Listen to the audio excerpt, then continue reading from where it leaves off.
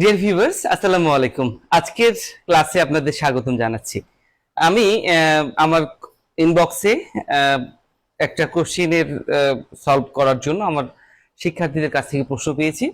মূলত অ্যাক্টিভ এবং প্যাসিভের মধ্যে থেকে এই কোশ্চেনটা করা হয়েছিল। এরকম টাইপের একটা কোশ্চেন, সেটা হচ্ছে যে হু হেল্পস ইউ অথবা হু কল্ড ইউ। এক্সাম্পলটা এরকমই ছিল। তো হু হেল্পস ইউ অথবা হু যুক্ত এই অ্যাক্টিভ ভয়েসে প্যাসিভ ভয়েস কিভাবে করব। তো এখানে আমি আজকের এই ক্লাসটা সকলের জন্যই নিয়ে আসছি। আশা করি মনোযোগ দিয়ে পুরো ক্লাসটা দেখবেন। তো আমি দুটো এক্সাম্পল লিখেছি, একটু খেয়াল করবেন।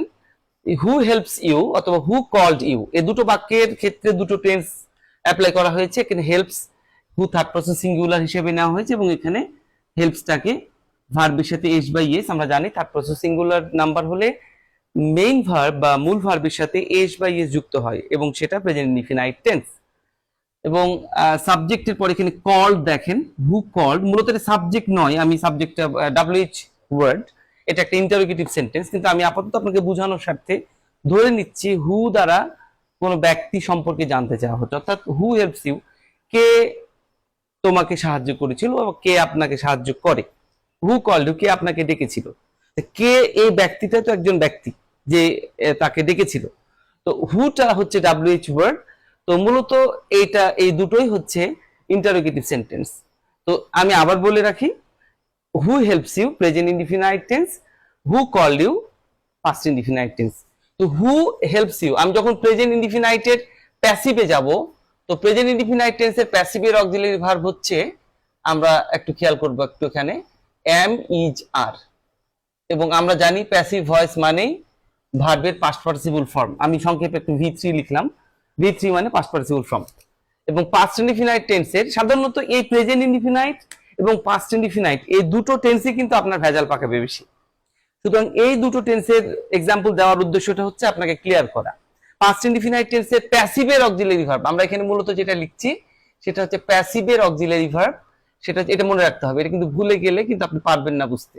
ওয়াজ এবং ওয়ার, এবং এখানেও ভার্বের পাস্ট পার্টিসিপল ফর্ম হয়। তো আমি সরাসরি উত্তরটা আপনাদেরকে দেখাচ্ছি একবার। By whom are you helped, তো এটা কিন্তু আপনাদের মাথার উপর দিয়ে যায়। সাধারণত নিবন্ধন পরীক্ষা সহ চাকরির পরীক্ষাগুলোতে এরকম একটা এক্সাম্পল থাকে, make it passive voice, A B C D থাকে, তখন তার মধ্যে এরকম একটা উত্তর থাকবে।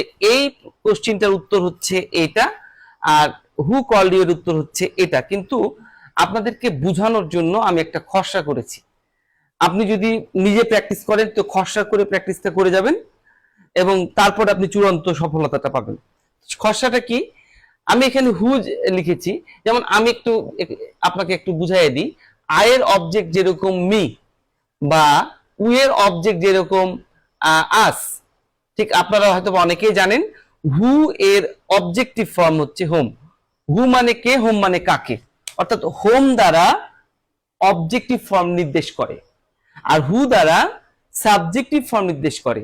তাহলে হু এর অবজেক্টিভ ফর্ম হোম, যেমনটা আয়ের অবজেক্টিভ ফর্ম মি। আপনি একটু খেয়াল করে দেখবেন, হোম মানে কাকে, কাকে দিয়ে প্রশ্ন করলে বাক্যের অবজেক্ট পাওয়া যায়, কাকে দিয়ে প্রশ্ন করলে বাক্যের অবজেক্ট পাওয়া যায়। হোম দিয়ে যখন আপনি প্রশ্ন করবেন তাহলে কোনো বাক্যের অবজেক্ট পাবেন। যেমন এখানে খেয়াল করুন, সে আমাকে একটা বই দিয়েছিল, কাকে দিয়েছিল, আমাকে। আমি তাকে একটা বই দিয়েছিলাম, কাকে দিয়েছিলাম, তাকে দিয়েছিলাম। তো হোম হচ্ছে হু এর অবজেক্টিভ ফর্ম, যেমনটা উই এর অবজেক্টিভ ফর্ম আস। আশা করি এই যে হু এর অবজেক্টিভ ফর্ম হোম, এটা বুঝতে পেরেছেন। তো চলুন আমি স্বাভাবিক নিয়মে আপনাদেরকে এটা প্যাসিভ করে দেখাচ্ছি। তো আমরা এখানে ইউটাকে অবজেক্ট হিসেবে পেয়েছি, মূলত এটা খসড়া আপনাদের বোঝানোর স্বার্থে। ইউ এর অবজেক্ট থেকে সাবজেক্ট, সাবজেক্ট হচ্ছে ইউ, ইউ থাকবে। ইউ এর অবজেক্ট ও ইউ, মানে সাবজেক্ট ও ইউ, ইউ। এবং ইউ এর জন্য আমরা প্যাসিভ ভয়েস প্রেজেন্ট ইনডিফিনাইট টেন্সের অক্সিলারি ভার্ব আমরা লিখেছি এখানে আমি যার। ইউ এর জন্য আর হয়, এটা আমরা সবাই জানি। ইউ আর হেল্প এর পাস্ট পার্টিসিপল ফর্ম হেল্প, আমরা জানি প্যাসিভ ভয়েসে পাস্ট পার্টিসিপল ফর্ম ব্যবহৃত হয়। তাহলে ইউ আর হেল্প, রুলস অনুযায়ী বাই, আমরা সবাই জানি প্যাসিভে বাই আসে। আর হু এর অবজেক্টটা হোম। আশা করি বুঝতে পেরেছেন। পরের উদাহরণটা একটু দেখুন, হু কল্ড ইউ, এই ক্ষেত্রে অবজেক্ট ইউ, পাস্ট ইনডিফিনাইট টেন্সের প্যাসিভের অক্সিলারি ভার্ব ওয়াজ ওয়ার। আমরা জানি ইউ এর ক্ষেত্রে ওয়ার হবে, এখানে দেখুন ওয়ার দিয়ে লেখা আছে। কল্ড এর past participle called, call, called, called, rules অনুযায়ী বাই, হু এর অবজেক্টিভ ফর্ম হোম। এটা ছিল খসড়া, এবং এটাকে এবার ইন্টারোগেটিভ ফরমেশনে লিখবো। ইন্টারোগেটিভ ফরমেশনে কি করতে হবে, এই বাই হোমটাকে আগে নিয়ে চলে আসতে হবে, তারপরে যে অক্সিলারি ভার্বটা থাকবে সেটা তারপরে বসবে, তারপরে সাবজেক্টটা এখানে বসবে, এবং পাস্ট পার্টিসিপল ফর্মটা সেখানে। আমি যদি এটাকে একটা স্ট্রাকচারে আপনাকে দেখাই তাহলে এরকম হবে অনেকটা, অর্থাৎ বাই হোম প্লাস টেন্স অনুযায়ী অক্সিলারি ভার্ব, মানে এটা প্যাসিভের টেন্স অনুযায়ী অক্সিলারি ভার্ব, তারপরে সাবজেক্ট, কারণ এখানে ইউটা সাবজেক্ট, আর সবশেষে পাস্ট পার্টিসিপল ফর্ম, আরো যদি কোনো এক্সটেনশন পার্টস থাকে সেক্ষেত্রে। এবং যেহেতু এটা ইন্টারোগেটিভ, দেখুন হু হেল্পস ইউ, অবশ্যই ইন্টারোগেটিভের উত্তর ইন্টারোগেটিভ হবে। আপনি ফুল স্টপ দিয়ে কোনো বাক্য যদি শেষ হয়ে থাকে, সেখানে অনেক সময় আপনার সাথে একটু চালাকি করতে পারে, তো সেক্ষেত্রে অবশ্যই আস্কিং মার্কটা যদি না থাকে তাহলে বাক্যটা হবে না, কারণ ইন্টারোগেটিভের প্যাসিভ আপনি করছেন, মূলত অ্যাসার্টিভের করছেন না। এ দুটো আপনাকে বোঝানোর জন্য করেছি।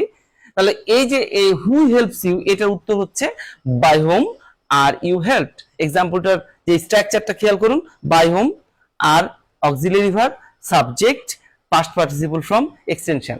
এবং এখানে যেটা এক্সাম্পল লিখেছি, হু কল্ড ইউ, সেম একই, by whom were you called, by whom were you called, and by whom are you helped. এটাই ছিল আজকের এই দুটো কোশ্চিনের সঠিক উত্তর। থ্যাংক ইউ সো মাচ এতক্ষণ আমার সাথে থাকার জন্য। এভাবে আপনাদের পাশে পাবো এই প্রত্যাশায় আজকের মতো বিদায় নিচ্ছি। আল্লাহ হাফিজ। আসসালামু আলাইকুম ওয়া রাহমাতুল্লাহ।